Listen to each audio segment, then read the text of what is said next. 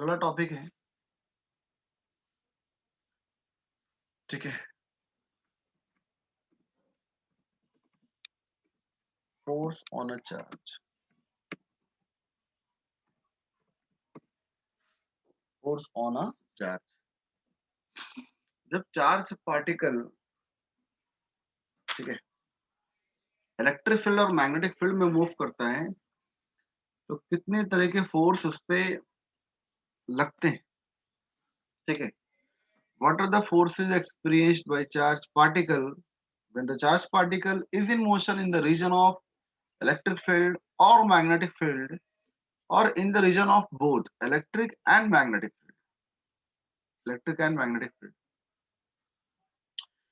तो force experience कितना होगा, फोर्स क्या लगता है, ठीक है। तो फोर्स ऑन अ चार्ज बढ़ने से पहले पाथ ऑफ चार्ज पार्टिकल देखिए, ठीक है। अगर सिर्फ इलेक्ट्रिक फील्ड है तो आपने देखा था क्या, मैग्नेटिक फील्ड में ये फोर्स का वैल्यू अलग होता है। इलेक्ट्रिक फील्ड में फोर्स क्या लगता है तो आपको पता है क्यू इंटू ई, और उसके कारण पाथ क्या होता है, वेरिएशन होता है पाथ, ठीक है। थोड़ा सा इलेक्ट्रिक फील्ड का देखिए, याद करा रहे।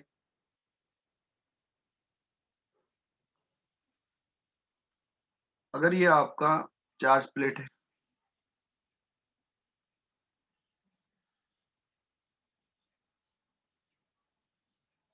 ठीक है,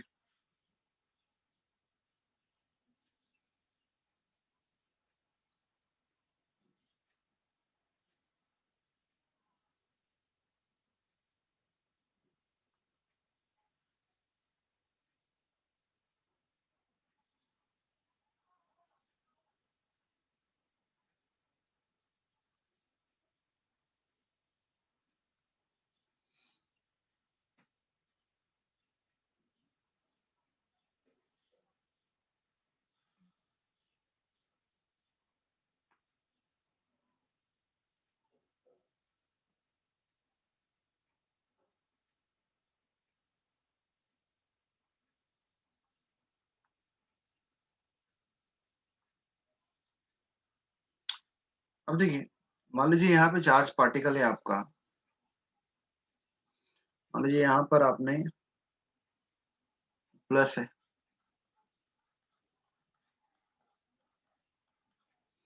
यहाँ पर माइनस है,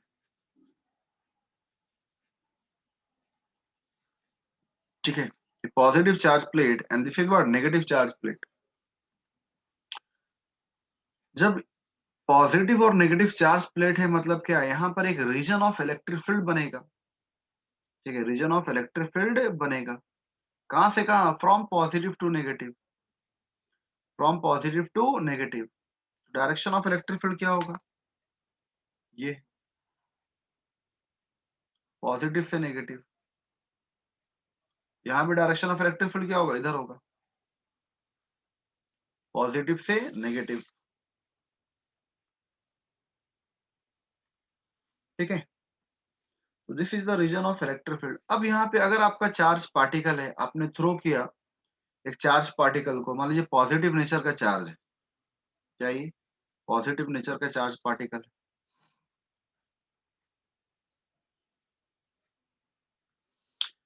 तो आपने जब थ्रो किया in the region of electric field,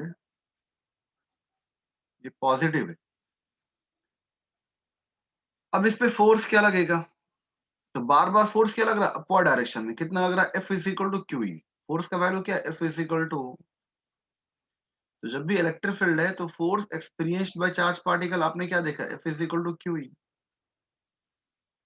F is equal to Q E. अगर पॉजिटिव चार्ज है तो F is equal to Q E लगता, और अगर नेगेटिव चार्ज है तो F is equal to minus Q E. F is equal to what, minus Q. अगर ये आपका इलेक्ट्रिक फील्ड है और यहाँ पे पॉजिटिव चार्ज है तो it will experience the force along the direction of electric field, along the direction of electric field. और अगर आपका इलेक्ट्रिक फील्ड के रीजन में अगर एक नेगेटिव चार्ज है तो it will experience the force against the direction of electric field. Negative charge particle will experience the force against the direction of electric field. Against the direction of electric field. ठीक है, तो ये आपको याद रखना है। तो फोर्स ऑन चार्ज मतलब कि अगर सिर्फ इलेक्ट्रिक फील्ड है, सिर्फ इलेक्ट्रिक फील्ड है, तो वहां पर फोर्स क्या होता है, F is equal to Q E. अभी मैग्नेटिक फील्ड की बात नहीं कर रहे हम। ठीक है, तो अगर ये पॉजिटिव चार्ज पार्टिकल है तो इसको बार बार फोर्स क्या लग रहा है, अपवर्ड डायरेक्शन में। तो इसका जो पाथ था इनिशियल स्ट्रेट लाइन, तो इसमें क्या होगा, डेविएशन होगा, और ये क्या होगा आपका पाथ, क्या होगा, पैराबोलिक इन नेचर।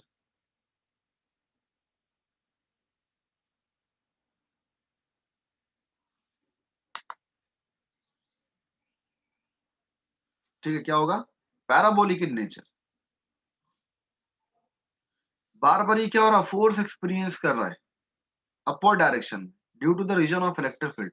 तो जो इसको जाना था स्ट्रेट लाइन में, ठीक है, अनडेविएटेड, तो यहाँ पर क्या होगा, डेविएशन होगा। ठीक है, तो ये जो मैक्सिमम आपका डिस्प्लेसमेंट है अलोंग वाई, तो इसको हम बोल रहे हैं क्या, वाई। कितना मैक्सिमम डेविएशन हुआ, तो वाई हुआ। अच्छा, अब जब ये इलेक्ट्रिक फील्ड के रीजन से बाहर निकला, तो फिर ये क्या होगा, स्ट्रेट लाइन। फिर क्या होगा, स्ट्रेट लाइन। क्यों, क्योंकि यहाँ पर कोई भी इलेक्ट्रिक फील्ड का रीजन नहीं है। तो जहां भी चार्ज पार्टिकल इलेक्ट्रिक फील्ड के रीजन से बाहर होगा, it will travel in a straight line, there is no deviation. तो इसका जो यह पाथ है, ये बिल्कुल यहाँ पर स्ट्रेट लाइन होगा, क्योंकि यहाँ पर कोई इलेक्ट्रिक फील्ड नहीं है। तो आपको पता है कि अगर मान लीजिए ये डिस्टेंस आपका जो प्लेट का डिस्टेंस है, जितना चार्ज पार्टिकल यहाँ से यहाँ डिस्टेंस ट्रेवल किया, दैट इज व्हाट, एक्स। और इसका जो भी इनिशियल वेलोसिटी है along the horizontal direction, velocity क्या आपका v। ठीक है, तो आप सबको पता है क्या, F is equal to what, Q E. F is equal to what, Q E. पर जब चार्ज पार्टिकल एक्सेलरेटेड है, ठीक है, एक्सेलरेशन है, तो F is equal to what, m है। ये भी आपको पता है। हर एक चार्ज पार्टिकल का कुछ ना कुछ मास है, चाहे वो इलेक्ट्रॉन हो या प्रोटॉन है या न्यूट्रॉन है। ठीक है, तो F is equal to what, m into a। जब कंपेयर किए तो आपको पता है कि A is equal to what, Q E upon m। acceleration in charge particle can be given as QE upon m। अब देखिए, ये जो आपका वर्टिकल डिस्टेंस से कितना ट्रैवल किया, ये हमें निकालना है। ठीक है, वर्टिकल डिस्टेंस, तो क्या लगाएंगे हम, तो आपको पता है क्या कि y is equal to ut plus half at square. Displacement in vertical direction is equal to what, uit plus half ayt square. तो आप देखिए, इनिशियल वेलोसिटी अलोंग y नहीं है। आप चार्ज पार्टिकल को अलोंग y थ्रो नहीं किए हैं। चार्ज पार्टिकल को तो आपने हॉरिजॉन्टल मोशन दिया, हॉरिजॉन्टली आपने थ्रो किया था। तो यहाँ पर ui क्या है आपका, zero. Initial velocity along y, initial velocity along y क्या आपका, जीरो है। तो ये वाला टर्म क्या होगा, जीरो। अब ये टर्म आपको लेना, तो इसमें t कैसे निकलेगा, तो आपको पता है क्या, velocity is equal to distance upon time. ये जो रीजन ऑफ इलेक्ट्रिक फील्ड है, इसमें वो इलेक्ट्रिक फील्ड के रीजन में टाइम कितना लगेगा, तो time is equal to what, distance upon velocity. तो डिस्टेंस कितना, x, और वेलोसिटी क्या है, v। ठीक है, velocity is equal to distance upon time, तो टाइम इज इक्वल टू क्या होगा, डिस्टेंस अपॉन वेलोसिटी। तो चार्ज पार्टिकल को इतना डिस्टेंस ट्रैवल करना है, that is what, in the region of electric field, t is equal to x upon v। t is equal to what, x upon v। ठीक है, तो ये आपका है। तो यहां से क्या होगा आपका, ठीक है, यहां से t का वैल्यू पुट कर दीजिए, तो y is equal to what, half ay। Acceleration is what, qe upon m। T square क्या आएगा आपका, X square upon V square. देखिए, वन बाई टू क्या आपका कांस्टेंट है, वन बाई टू क्या है, कांस्टेंट है, चार्ज पार्टिकल। तो जो चार्ज पार्टिकल का जो मैग्नीट्यूड है, वैल्यू है यहाँ पर, वही चार्ज पार्टिकल का वैल्यू यहाँ पर भी होगा, सेम मैग्नीट्यूड। जो क्यू का वैल्यू है that is what invariant in nature. जब भी चार्ज पार्टिकल रेस्ट पर है या चार्ज पार्टिकल मोशन में है तो इसका जो वैल्यू है, इसका जो न्यूमेरिकल वैल्यू है वो क्या होगा, चेंज नहीं होगा। इलेक्ट्रिक फील्ड, इस पूरे रीजन में इलेक्ट्रिक फील्ड क्या है, कांस्टेंट है। इस पूरे रीजन में इलेक्ट्रिक फील्ड क्या है, कांस्टेंट है। Mass of particle, mass is what also invariant in nature. Mass भी क्या है आपका, जब भी पार्टिकल रेस्ट पर है या मोशन में है तो उसका मास क्या रहेगा, सेम रहेगा। और हॉरिजॉन्टल वेलोसिटी भी क्या है, कांस्टेंट है। तो ये पूरा क्वांटिटी क्या है, कांस्टेंट। तो y is what directly proportional to x square. तो y is what directly proportional to x square मतलब क्या, पैराबोलिक नेचर है। ठीक है, जो पाथ है that is what parabolic in nature. Path is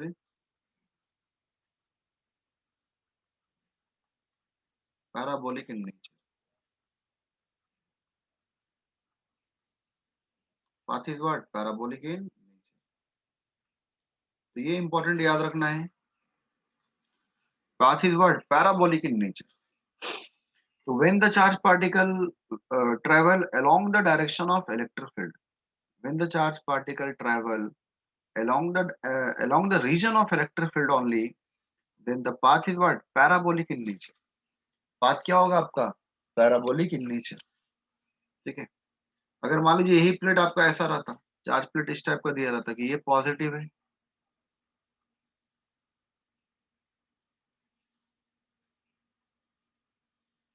ठीक है, यहाँ पर पॉजिटिव चार्ज प्लेट है,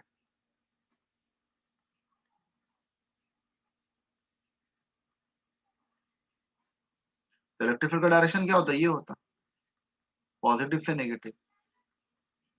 अब एक चार्ज पार्टिकल को आपने थ्रो किया, पॉजिटिव है या नेगेटिव कुछ भी लेना है, तो इसको जाना चाहिए था, इनिशियल वेलोसिटी आपने दिया v, हॉरिजॉन्टल वेलोसिटी, तो इसको जाना था बिल्कुल स्ट्रेट लाइन में। पर क्या होगा, पॉजिटिव यहाँ पर फोर्स क्या लग रहा है, क्यू इधर लग रहा है वर्टिकली। तो under the action of force Q इसका पाथ क्या होगा, बार बार चेंज, बार बार क्या होगा, चेंज। और यहां से ये बिल्कुल, ठीक है, यहाँ से ये बिल्कुल क्या होगा, स्ट्रेट लाइन में जाएगा। क्यों, क्योंकि यहाँ पर कोई भी इलेक्ट्रिक फील्ड का रीजन नहीं है। तो ये जो डेविएशन हुआ पाथ से, इसको बोलते हैं वाई। ठीक है, तो वाई इज इक्वल टू क्या आएगा, ये आएगा, which is what parabolic in nature. Parabola क्या, ये parabola. Y is what directly proportional to X square. Y is what directly proportional to X square. तो ये पैराबोलिक नेचर का ग्राफ आएगा कब, सिर्फ आपका जब इलेक्ट्रिक फील्ड होगा तब। मैग्नेटिक फील्ड के केस में अलग है, मैग्नेटिक फील्ड के केस में आपका सर्कुलर पाथ भी मिलता है और हेलिकल पाथ मिलता है। तो उसके बारे में देखिए क्या होता हो। ठीक है, तो ये आपका याद रखना है कि the path of charge particle is parabolic in nature when there is region of only electric field, when the charge particle will travel only the region of electric field. ये इंपॉर्टेंट है। अब देखिए मैग्नेटिक फील्ड बढ़ने से पहले जो magnetic field का force है वो आपको जानना चाहिए, जिसको बोलते हैं बी क्यू वी। ठीक है, लॉरेंज फोर्स, क्या बोलते हैं, लॉरेंज फोर्स। तो लॉरेंज फोर्स क्या होता, ठीक है, तो चार्ज पार्टिकल के एंगल पर भी डिपेंड करता हो, चार्ज पार्टिकल के एंगल पर भी वो डिपेंड करता है कि अगर चार्ज पार्टिकल मान लीजिए इंक्लाइन मूव कर रहे हैं,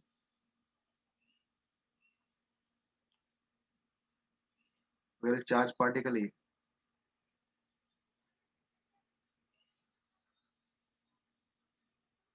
और ये इसका वेलोसिटी क्या है आपका, इंक्लाइंड, इसमें दो कंपोनेंट आएंगे।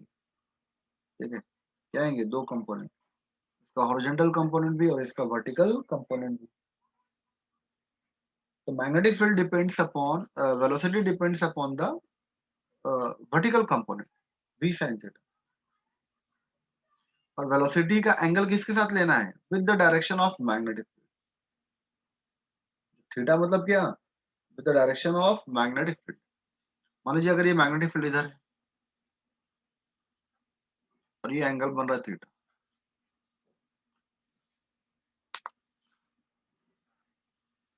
तो अगर वेलोसिटी ऑफ चार्ज पार्टिकल और मैग्नेटिक फील्ड के बीच का एंगल क्या है, थीटा है। वेलोसिटी ऑफ चार्ज पार्टिकल और मैग्नेटिक फील्ड के बीच का एंगल क्या है? थीटा है। तो जो फोर्स है वो इधर क्या आएगा? वी कॉस थीटा, और इधर क्या आएगा? V sine theta. तो हमेशा फोर्स वी साइन थीटा वाले कंपोनेंट पर डिपेंड करता है। तो पहला लॉरेंस फोर्स क्या है कि F is directly proportional to B.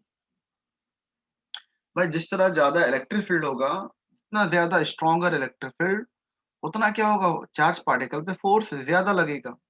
Similarly, if magnetic field is stronger, then it will experience, the charged particle will experience more and more force. तो जितना ज्यादा आपका मैग्नेटिक फील्ड होगा, उतना चार्ज पार्टिकल पर फोर्स क्या होगा? ज्यादा लगेगा। दूसरा क्या है? F is directly proportional to Q also. अगर चार्ज का मैग्नीट्यूड, चार्ज का स्ट्रेंथ अगर ज्यादा है, तो उसका फोर्स क्या होगा? वो खुद फोर्स क्या करेगा? ज्यादा एक्सपीरियंस करेगा। And third factor is what?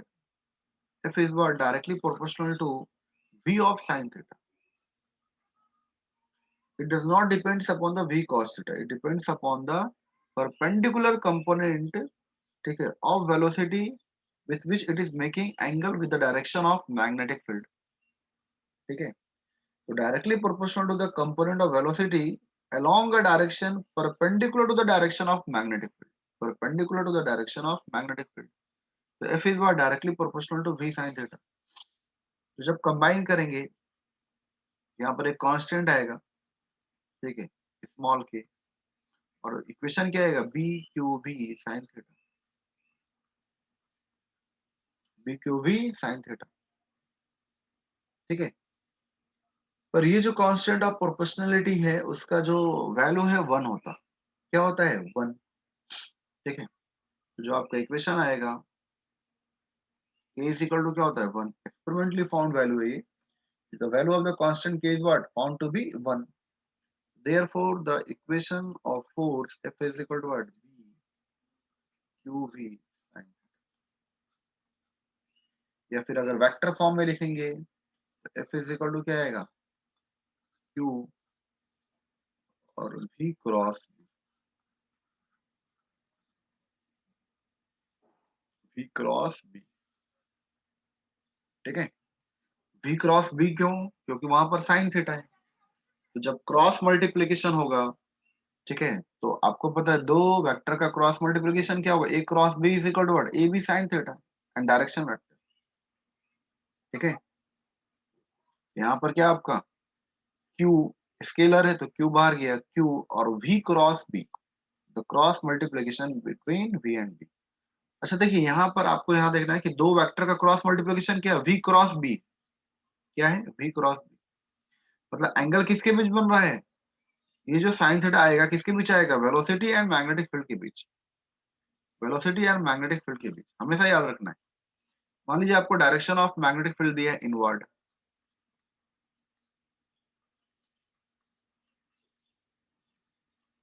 आप सबको पता ही है।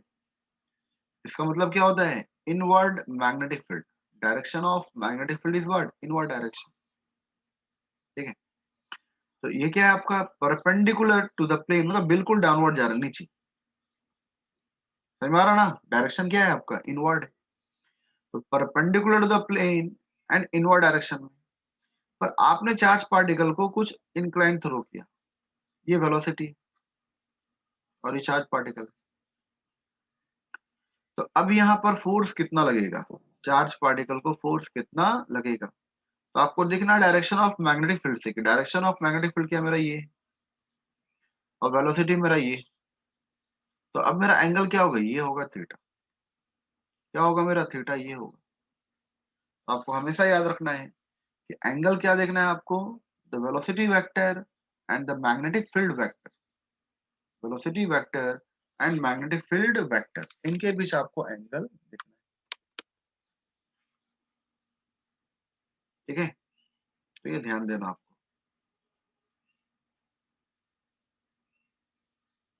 तो फोर्स का फॉर्मूला क्या होता है? F is equal to Q V cross B. अब देखिए,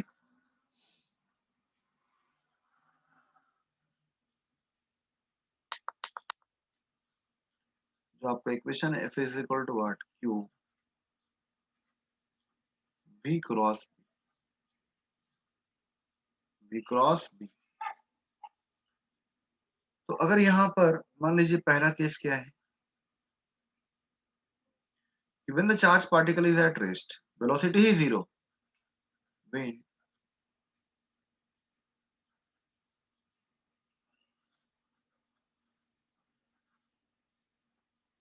charged particle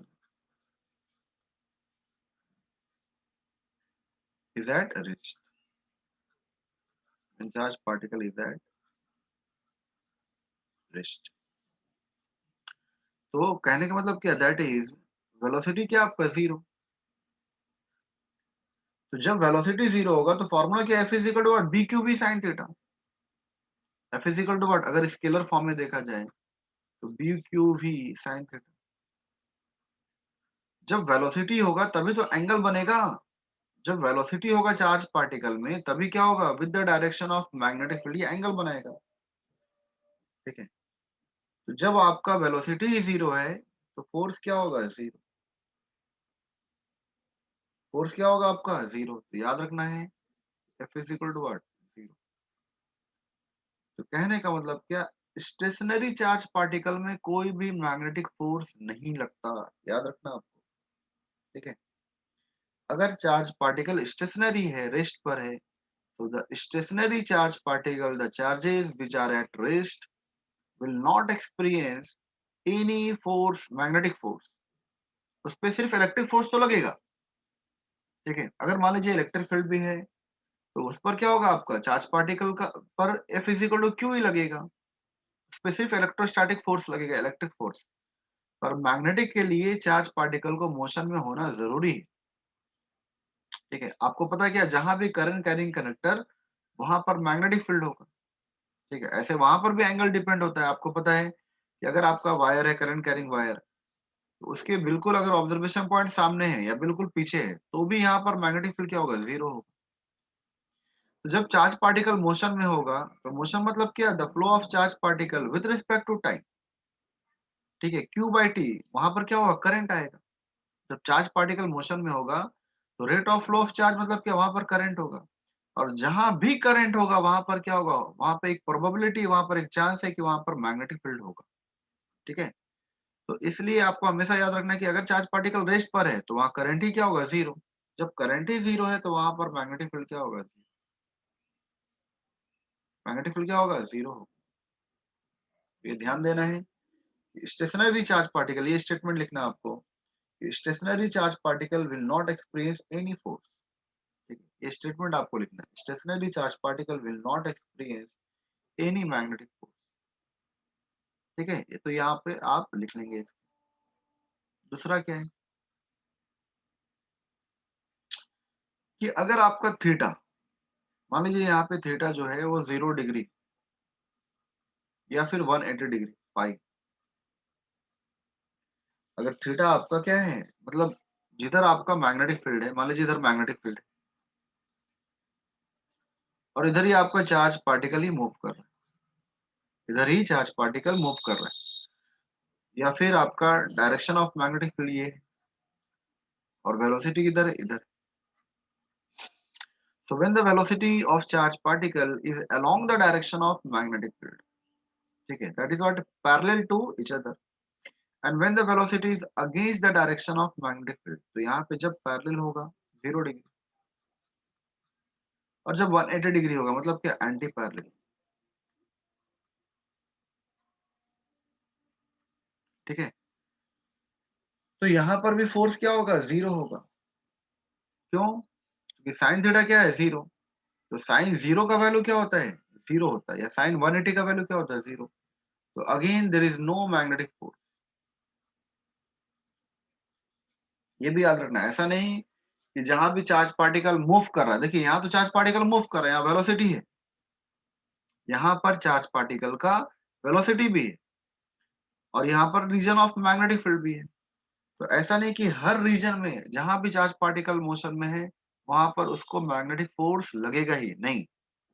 अगर वो पैरेलल है या फिर एंटी पैरेलल है, ठीक है, अगर आपका डायरेक्शन बिल्कुल पैरेलल है या फिर एंटी पैरेलल है तो वहां पर charge particle will not experience any magnetic force. ठीक है, will not experience any magnetic force. And third जो है वो कब एक्सपीरियंस करेगा? तो आपका जब sine theta is equal to क्या होगा 90 डिग्री, ये हमेशा याद रखना कि जब थीटा इज इक्वल टू क्या होगा 90, तो अगर वेलोसिटी ऑफ चार्ज पार्टिकल ये और रीजन ऑफ मैग्नेटिक फील्ड, तो यहाँ पर एंगल क्या होना चाहिए? Theta is equal to what? Perpendicular. So when the velocity of charge particle is perpendicular to the direction of magnetic field, is orthogonal to the direction of magnetic field, तो यहाँ पे sine theta क्या होगा? 90 degree. Sine theta sine 90 क्या होगा? 1 maximum. So it will experience the maximum force. क्या आएगा? B Q. क्या आएगा? B Q V. ठीक है, तो ये याद रखना है कि जब भी आपको मैग्नेटिक फोर्स को एक्सपीरियंस कराना है चार्ज पार्टिकल को, तो there should be some angle between velocity and magnetic field. और अगर एंगल 0 डिग्री है और एंगल 180 है तो मैग्नेटिक फोर्स नहीं होगा. ठीक है, तो हमेशा याद रखना है कि अगर फोर्स जहां भी जो एंगल है, ठीक है, वो अगर ग्रेटर देन 0 डिग्री है एंड लेस देन 180 डिग्री, अगर आपका थीटा थीटा किसके बीच? Between the velocity and magnetic field. If theta is greater than 0 degree and less than 180, तो वहां पर मैग्नेटिक फोर्स होगा. मैग्नेटिक फोर्स होगा. Charge particle will experience magnetic force. और 90 डिग्री में क्या होगा? मैक्सिमम एक्सपीरियंस करेगा. 90 डिग्री में वो मैक्सिमम एक्सपीरियंस करेगा. तो ये आपको ध्यान देना है, याद रखना है. ठीक है, तो ये बहुत इंपॉर्टेंट है आपका, ये आपको याद रखना है.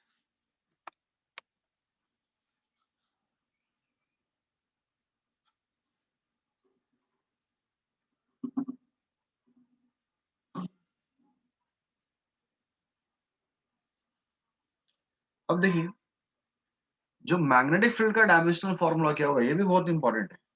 अगर आप किसी से पूछिए कि मैग्नेटिक फील्ड का डायमेंशनल फॉर्मूला क्या है, तो वो हर कोई नहीं बता सकता.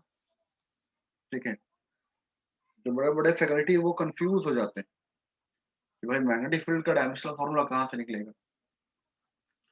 तो जिनको ये फॉर्मूला पता है, लॉरेंज फोर्स, इसे हम लोग क्या बोलते हैं? Lorentz force. क्या बोलते हैं? जो इक्वेशन है एक्चुअली में एक साइंटिस्ट ने दिया था जिनका नाम है लॉरेंज. ठीक है, तो अभी बता रहे आगे. तो यहाँ पर देखिए, अगर आपका F is equal to B Q V है, F is equal to what? B Q V. तो मैग्नेटिक फील्ड का अगर डायमेंशनल फॉर्मूला निकालना है आपको, बी इज इक्वल टू क्या होगा? बी मतलब क्या? टेस्ला.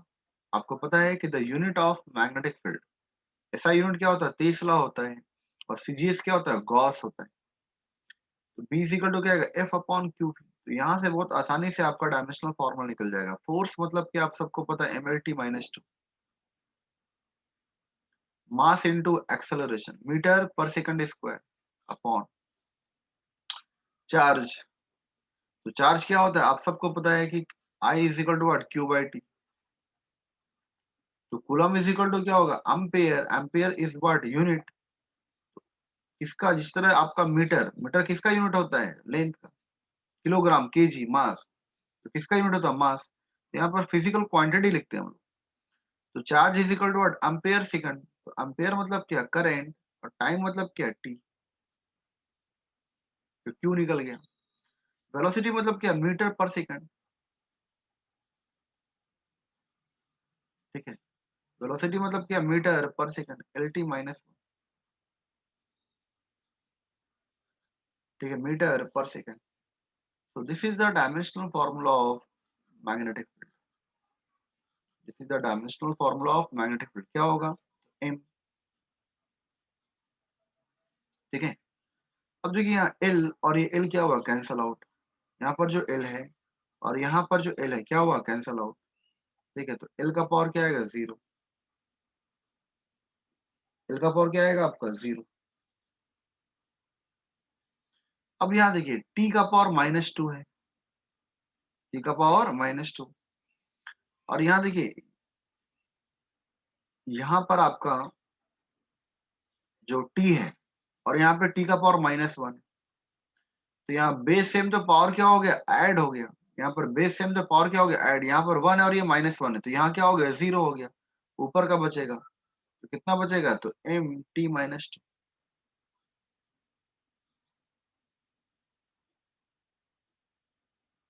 क्या होगा, mt-2। ठीक है, और यहाँ पर बचा करंट, तो करंट क्या होगा, आई इनवर्स। क्या बचा, आई इनवर्स। तो this is the dimensional formula, this is what dimensional formula. तो याद रखना आपको कि mlt-2, तो यहाँ से लेंथ और लेंथ क्या हुआ, कैंसिल, तो क्या बचा, m। ठीक है, और यहाँ पर आपका t का पावर -2 बचेगा, t का पावर l और l क्या हुआ, कैंसिल हो गया, तो t का पावर -2। और यहाँ पर आपका I ऊपर गया, तो क्या होगा, I inverse. So this is the dimensional formula of magnetic field. This is the dimensional formula of magnetic field. ठीक है। अच्छा, आप लोग को हम बता दें परमिएबिलिटी ऑफ फ्री स्पेस। अब निकालिए आप परमिएबिलिटी ऑफ फ्री स्पेस का डायमेंशनल फॉर्मूला, वो भी बहुत इंपॉर्टेंट है। ठीक है, जो आपको बताया गया था बायोट सवर्ट लॉ में, म्यू नॉट, तो उसका डायमेंशनल फॉर्मूला निकालिए आप। सभी कोई निकालिए, अटेम्प्ट कीजिए। What is the dimensional formula of mu naught, permeability of free space?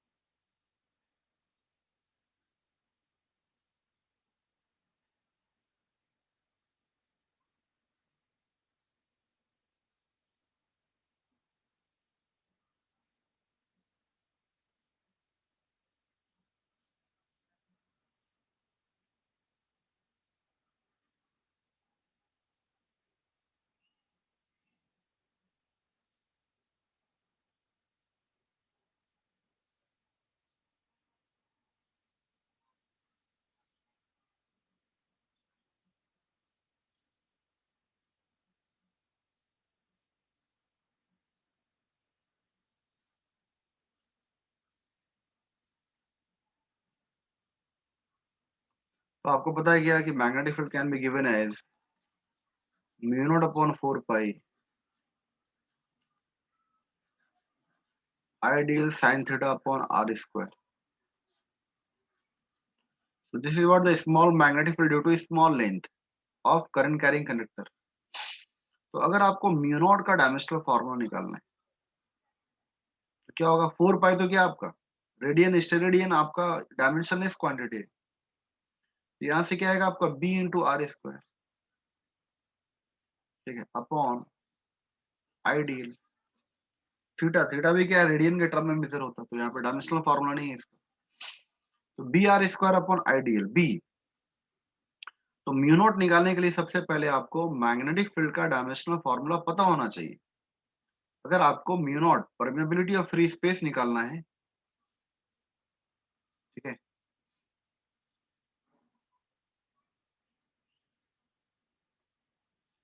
Permeability of free space का डायमेंशनल फॉर्मूला निकालना है, तो बी का डायमेंशनल फॉर्मूला आपको पता होना चाहिए। तो बी का डायमेंशनल फॉर्मूला क्या है, तो आपके सामने है क्या, तो एम टी का power -2 and I inverse current inverse L zero है।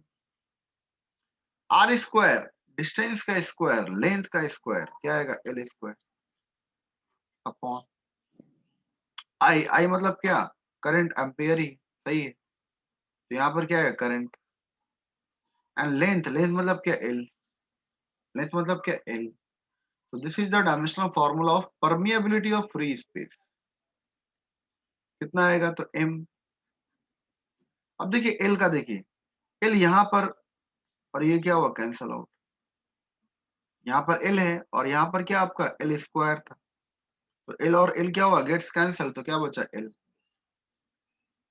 अब यहाँ टी का पावर -2 है टी का पावर -2 टी का पावर -2 आई इनवर्स यहाँ ऊपर गया तो क्या होगा आई का पावर -2 ये आई का पावर 1 है ऊपर गया तो क्या होगा -1 तो बेस सेम तो पावर ऐड हुआ तो करंट का पावर -2 करंट का पावर क्या होगा -2 so this is the dimensional formula of permeability of free space this is the dimensional formula of permeability of free space ठीक है तो ये आपका आप फिर से लॉग इन कीजिए क्यों क्योंकि फिर बहुत हेवी वीडियो बनता है 64 MB से ज्यादा वीडियो हो जाता है फिर बहुत ही तकलीफ जाता है उसको कंप्रेस करने में पहले कंप्रेस कीजिए फिर उसी को कंप्रेस्ड वीडियो को डाउनलोड करना पड़ता है तो आप सभी को फिर से लॉग इन कीजिए